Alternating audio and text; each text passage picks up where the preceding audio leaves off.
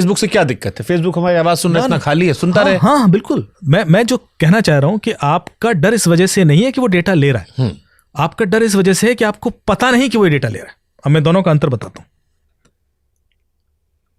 आपको पता है कि पहले मैं एक स्पिरिचुअल कॉन्टेक्स्ट दूंगा, फिर आप समझ पाएंगे कि मैं क्यों इतना शिद्दत से बताना चाह रहा हूं। दुनिया में जितनी भी फिलॉसफीज है ना, वो टाइम और स्पेस में ट्रैवल करती हैं।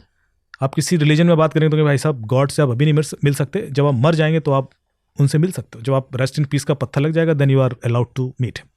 सो you have to travel in time. अभी नहीं, टाइम में ट्रैवल करेंगे तब आप मिल लेना। फिर एक फिलॉसफी कहती है कि अभी नहीं, यहां नहीं मिल सकते, वहां मिल सकते हो। वो ऊपर कहीं 7वें 8वें माले पर है, उसमें जाके वो आप इंट्रोड्यूस हो जाओगे। So you have to travel in space. फिर आप क्वांटम फिजिक्स पढ़ लेते हैं, मांडूक्य उपनिषद पढ़ लेते हैं, जो कहता है कि टाइम और स्पेस तो होता नहीं, टाइम और स्पेस तो माइंड की अवधारणा है। तो जब टाइम और स्पेस है ही नहीं, तो फिर हम टाइम स्पेस में ट्रैवल कर ही नहीं सकते। तो फिर हमारी जर्नी है क्या? तो जो भारतीय दर्शन कहता है कि हमारी जर्नी है नहीं जानने से लेकर जानने तक। अभी आप नहीं जानते थे, अब आप जानते हैं। जैसे आप जानते हो, जादूगर देखा है आपने? उसने एक लड़की का गर्दन काटी, फिर गर्दन वहां चली गई, वो लड़की चिल्ला रही है और आपको गूज बम्प आ रहे हैं कि यार ऐसे कैसे हो जाएगा। फिर आप यूट्यूब पे वीडियो देखते हो कि यार वो तो 2 लड़कियां थी, एक ऐसे लेटी हुई थी, एक अंदर थी, पैर किसी और के। तो आप कहते यार क्या बेवकूफ बना रहे हैं यार। फिर उसने कैसे देखो हाथी गायब होगा, टक से हाथी गायब हो गया। जब अरे हाथी कैसे गायब हो गया, ताजमहल गायब कर दिया। फिर आप यूट्यूब पे वीडियो देखते हो, अरे वो तो मिरर का रिफ्लेक्शन। क्या बेवकूफ बना रहे हो आप। देख रहे हो जिस चीज पर आपको गूज़बम्प आ रहे थे, जिस चीज पे आप थ्रिल कर रहे थे, वो ऐसा हो जाता है क्योंकि नहीं जानने से जानने तक की यात्रा पूरी हो गई। जिस दुनिया में आप काम क्रोध लोभ मोह भयंकर में फंसे हुए हो, वही आपको लगता था यार ये सारा बेवकूफी है। जैसे आप ये ट्रैवल कर लेते हो, वो जादू खत्म हो जाता है। अब कोई भी साइबर क्राइम होता है, आपको नहीं पता कि ये डेटा बाहर है, और अब आपको एक कॉल आता है कि शुभंकर जी, आपने 26 तारीख को एक पिज्जा ऑर्डर किया था और ये 1684 रुपए का बिल आया था। ये टॉपिंग्स थी और एक्स्ट्रा चीज़ और गार्लिक ब्रेड और कोक भी थी। और हाँ यार बिल्कुल ऑर्डर तो किया था यार। अरे सर बधाई हो सर, मॉरिशस की ट्रिप लगी आपकी, तो अभी क्लेम कर लीजिए, ये आप एप्लीकेशन इंस्टॉल कीजिए और अभी आपको आ जाएगा। आप सोचो कि यार इतनी सारी डिटेल किसी और को कैसे पता हो सकती है? ये तो मुझे ही पता है या डोमिनोज को पता है। पर अब आपको पता है कि डोमिनोज का डेटा तो लीक हुआ है, नाउ यू नो। तो उसी को हाँ बे यार बेवकूफ मत बना यार, बिकॉज यू नो।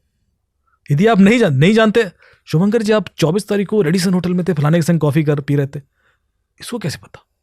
अब मैंने बताया कि आपके फोन में 75 एप्लीकेशन है जो आपकी लोकेशन ले रही हैं। अरे यार कुछ और बताओ। इफ यू नो तो वो जादू काम नहीं करता है, फिर वो साइबर क्राइम नहीं होता है। इफ यू नो कि ये डेटा बाहर है, that itself is sufficient to save you. आप बच गए, पर आप नहीं जानते हो तो आप फंस गए। तो मतलब आप ये कह रहे हो कि फोन हैक नहीं होता, इंसान हैक होता है। यही होता है। ट्विटर हैक हुआ, FBI ने इन्वेस्टिगेशन स्टार्ट किया, 3 बच्चे पकड़ लिए। 17 साल का निमा फजेली ऑरलैंडो से, 19 साल का ग्राहम क्लार्क फ्लोरिडा से, और 21 साल का लड़का। 17 साल के लड़के ने ट्विटर हैक किया था, और 19 और 21 साल के बच्चे उसको Twitter hack as a service बेच रहे थे डार्क वेब और डिस्कॉर्ड पर। तो ट्विटर के पास क्या एंटीवायरस नहीं था? ट्विटर के पास क्या फायरवॉल नहीं था? इंट्रूजन प्रिवेंशन सिस्टम नहीं था, इंट्रूजन डिटेक्शन सिस्टम नहीं था, एंड पॉइंट प्रोटेक्शन सिस्टम नहीं था, DLP सोल्यूशन नहीं था, सिक्योरिटी ऑपरेशन सेंटर नहीं था, AI बेस्ड प्रोविजन नहीं थे। क्या नहीं था उसके पास? उसका एनुअल सिक्योरिटी बजट $100 मिलियन है। वो जिसका सिक्योरिटी उसको स्टैनफोर्ड और IIT और MIT के लोग सिक्योर कर रहे हैं, उसको एक 17 साल का लड़का हैक करता है जो आज कॉलेज भी नहीं जा रहा है। और हम सोच रहे हैं कि सर वो तो एंटीवायरस है हमारे फोन में, वो बचा लेगा तुम्हारा एंटीवायरस तुम्हें। जितने डिजिटल अरेस्ट के केसेस हुए हैं, सबके हाथ में आईफोन था, सबके हाथ में। What is it? 60 लाख से नीचे कोई लॉस नहीं हुआ है। डिजिटल अभी कल पार्लियामेंट में बोला 3,000 करोड़ का डिजिटल अरेस्ट का केस काउंट हुआ है। सो डिजिटल अरेस्ट, जो मैं आपसे बात कर रहा था कि हमेशा कोई भी जब अटैक होता है, साइबर क्राइम होता है, उससे पहले एक साइबर क्राइम ऑलरेडी हो चुका होता है जिसके बारे में हम बात नहीं करते। डिजिटल अरेस्ट हो रहा हो, या इन्वेस्टमेंट स्कीम के नाम पे लोग लुट रहे हो, या जॉब के नाम पे लोग लुट रहे हो, या फॉलोअर्स बढ़ाने के नाम पे लोग लुट रहे हो। अभी एक पुणे में एक बंदा था, उसको फेसबुक पे ऐड आता है कि एक लेडी ने ऐड डाला है कि मुझे जो प्रेग्नेंट करेगा उसको मैं 25 लाख रुपए दूंगी। फेसबुक पे ऐड आ रहा है, उसी को क्यों आ रहा है? आपको ऐड आया वो? नहीं। इसका मतलब है कि जो उसकी सर्चेस थी उससे वो लिंक था। उसको जैसे आया वो बंदा बातचीत शुरू कर दिया। फिर उसने कहा कि ठीक है, एक लिंक क्लिक करके डिटेल दीजिए, फिर ये आपको इतना सिक्योरिटी मनी देने पड़े। उसने उससे 11 लाख ले लिए। ये न्यूज़ है पुणे में। आप इंटरनेट पर जो भी कर रहे हो, चाहे वो एक कीवर्ड भी सर्च कर रहे हो, उस कीवर्ड के हिसाब से जो आपको पुश किया जा रहा है वो सिर्फ लेजिट कंपनीज नहीं कर रही हैं, वो तो क्रिमिनल भी कर सकते हैं ना वो ऐड तो। एंड यू ट्रस्ट कि जो आप सर्च कर रहे हो या जो लिंक आ रहे हैं और उसके हिसाब से आप ट्रैप होते हो। नॉर्मली डिस्टिलर्स के लिए वो लोग टारगेटेड हुए जो पेंशन ले रहे हैं, जो 60 साल से ऊपर के हैं, जिनके अकाउंट में बहुत पैसा है।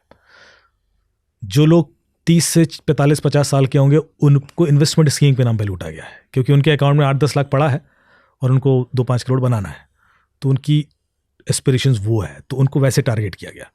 जो 20-25 साल से नीचे वाली जनरेशन है उसको जॉब के नाम पे लूटा गया है, या उनको सोशल मीडिया इन्फ्लुएंसर बनने के नाम पे लूटा गया है। तो हर आदमी को वैसे टारगेट किया जा रहा है जो उसकी वल्नरेबिलिटी है, और उसके बाद चांसेस कि आप उसमें ट्रैप हो जाओगे बढ़ जाते हैं। और क्रिमिनल के पास आपका क्लासिफाइड डेटा है, वो रैंडमली कॉल नहीं कर रहा है। यदि रैंडमली कॉल करेगा तो 140 करोड़ लोग हैं हिंदुस्तान में, कॉल करने के लिए करोड़ों खर्चा हो जाएगा।